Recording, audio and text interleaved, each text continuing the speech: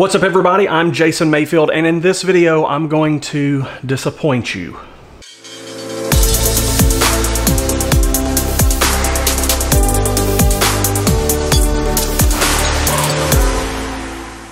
Hello and good day to you. Yes, indeed, I am going to disappoint you. I felt the need to do this video because I am about to start segueing back into teaching, and I've been a little hesitant, and I think it is because of what we're going to talk about right now. And the fact is, I'm going to disappoint you, and I need you to get okay with that. And I need to get okay with that. And sometimes the only way that I can get okay with that is by kind of just making a proclamation of how I am going to deal with certain things as we move forward. And maybe it's healthy, maybe it's not, maybe it's mature, maybe it's immature, I don't know. But it is the way that I am going to help myself to cope. And that is by setting you up to know what you can expect. So, as I move back into the teaching ministry, I need you to know that I am going to disappoint you. I know I'm going to disappoint you because when I go look at my old teaching videos, since my channel has kind of started to take off, where we've had more than 2,000 subscribers added since the beginning of this year. But coming into the beginning of this year, I had 50 some odd teaching videos. My teaching videos do not get as many views as some of the other stuff that I've done this year. That being said, a lot of my teaching videos have a lot of dislikes on them. And so I know I'm going to disappoint you because I'm already disappointing you. So you need to understand this. My primary source material is the scripture. I wish I could tell you that I know everything that John Calvin and Martin Luther and Wesley and all these guys have said and written, and I know everything from all of the church fathers. I don't. And part of that is because I prioritize what they have to say less than I do this book. Now, I know everybody on here would say, well, so do I. I don't believe that from some people. There's some people I just don't believe that. And so there's some stuff, I just don't care what Martin Luther had to say about X, Y, and Z. I do, but I don't. I'll take it into consideration. I'll take it under advisement. But this book is my source material, and I try to read it in context.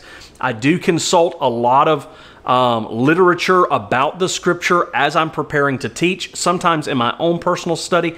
But I use this as my primary source material. I also know that I'm going to disappoint you because I'm not going to fit perfectly into your theological wish list, your theological framework. I'm not going to fit in there super well. And I know that because I don't even fit into my own denomination's theological framework really super duper well. There's some things that I really agree with in our movement, and there's some things I really disagree with in our movement, and fortunately they've just told me that the stuff I agree with is more important to them than the stuff I disagree with. So it's all good, but there's some things that I don't line up with the normal person in even our movement. And so, you know, I know some of you are coming in here and you're Reformed, and I got a comment one day that goes, "Are you even Reformed?" No, I never said I was. No. So I know I'm going to miss the mark for you there. And there's no really good way to say this, and so I'm just going to say it like I'm going to say it, and you have to forgive me if it's a little crude. But I am what I call a freaking crap Christian. It doesn't mean that I'm a crap Christian. That's not what I'm saying. I'm just one of these guys who says freaking, and I say crap, and I say gosh darn, and I say dang it, and I just, you know, I don't say anything that I think is over the top inappropriate, but I am expressive in nature, and I just say what I mean. I don't mince words. I get to the bottom line. And I think for some of you that could possibly be a turnoff. I think for some of you it's been very relieving to just hear somebody talk and say it like it is. So it's a double-edged sword for me. Now, because I know I'm going to disappoint you, that means a few things. I cannot debate with you in the comment section. I'm just not going to do it. Now, if you write something in the comment section that I think, you know, piques a thought from me or peaks a direction that I may want to go for a video, you may very well get responded to in a video without me mentioning your name, but I am not really going to get in the comments and debate. I am not going to defend everything that I say. Number one, because I say a lot of stuff, and I'm just not going to defend all of it. I just can't. I can't emotionally handle doing that. And videos like this, while I believe that God has called me and purposed me to do what I'm doing on this channel, I also know that channels like this draw a lot of opinion, you're wrong, you're an idiot, you stupid, get off the internet, go die. I know that it draws a lot of that kind of stuff as well. And I do want to thank you for the majority. Most of you are super encouraging on this channel, and I really do appreciate it. But it's funny, I was looking at a video the other day. I have 700 likes on the video and 3 dislikes. Those 3 dislikes were so under my skin because I'm sitting here going, who would dislike this? It's not even worth disliking. What did I say? So anyway, I just can't do it. I can't debate back in the comments, and I do my best to respond to everyone, but depending on the nature and tone of what you leave, you know, I do reserve the right to just ignore you. And I think that's better.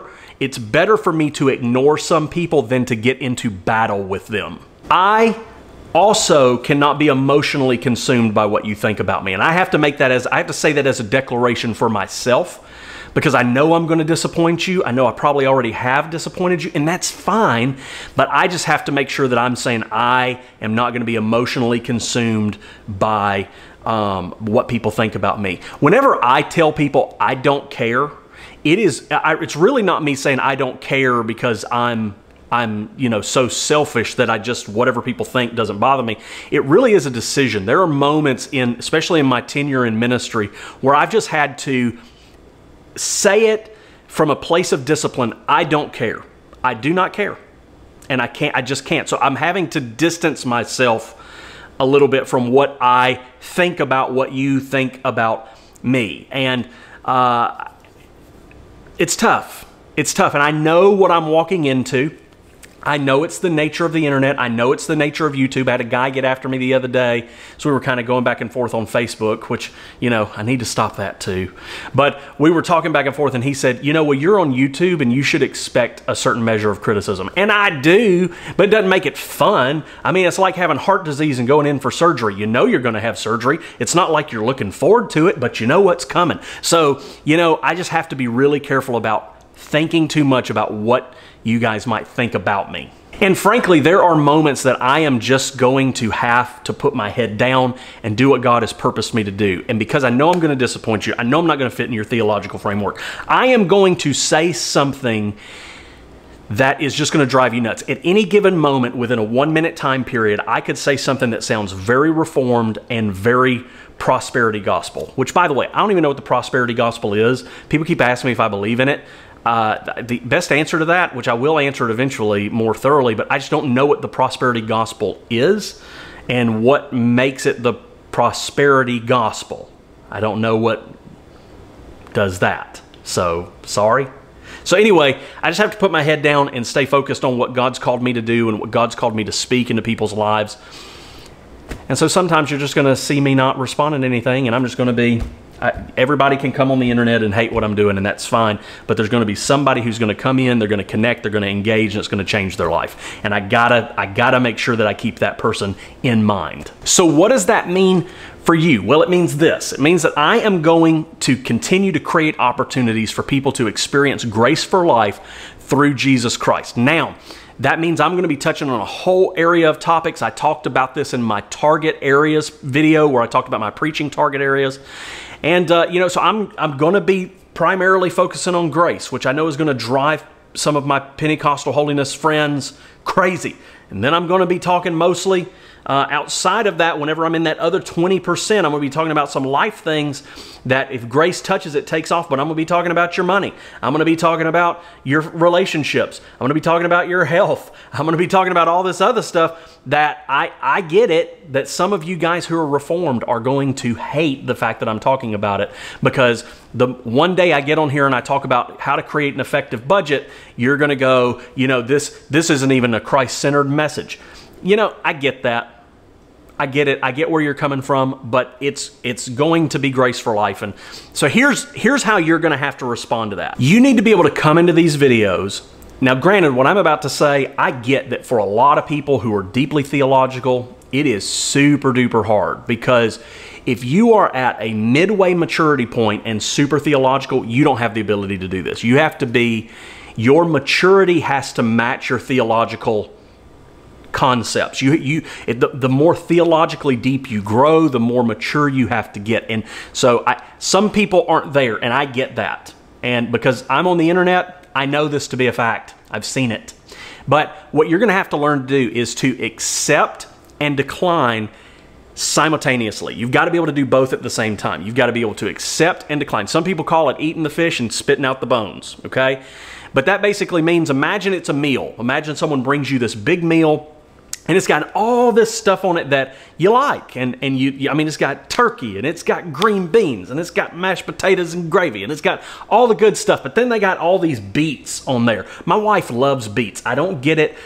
I don't like them. I think they're gross. My phone just went off. I don't know if you heard that, but got all these. So she likes beets, and so your plate's got beets on it. I hate beets. I think they're gross.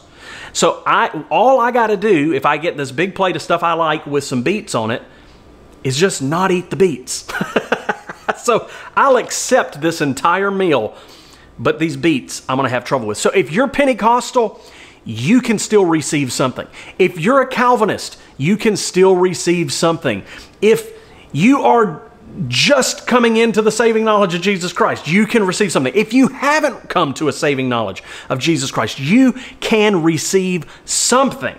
But the key for a lot of us is to keep in mind that we have to be willing and open to the possibility that God has something that fits outside of our theological construct. And if we can do that, then, you know, we might actually be able to receive something in our life.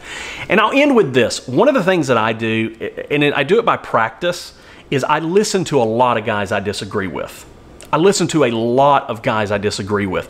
I have a criteria for that. If I listen to someone I disagree with, I have to really believe that they believe what they are preaching. I may not agree. I may think they are wrong, but I have to believe that they believe what they are preaching. And if they meet that criteria, then I will listen to them. And the reason is it stretches me theologically. It stretches me to consider things that I have not yet considered. And that's really important to our growth. Some of us think that we've got it all figured out and all ironed out,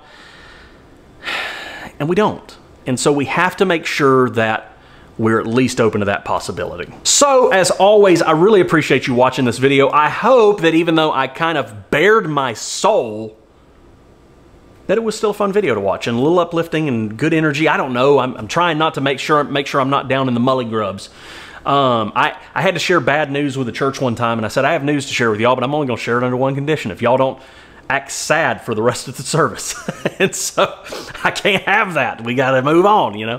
So anyway, I appreciate you watching. I appreciate you being here. Do me a favor. Make sure you like this video, comment below, and then also subscribe to this channel, because all of those things help our metrics, help us to reach more people with this message, reach more people with this material. And until next time, I'm praying that you'll continue to experience grace for life through Jesus Christ.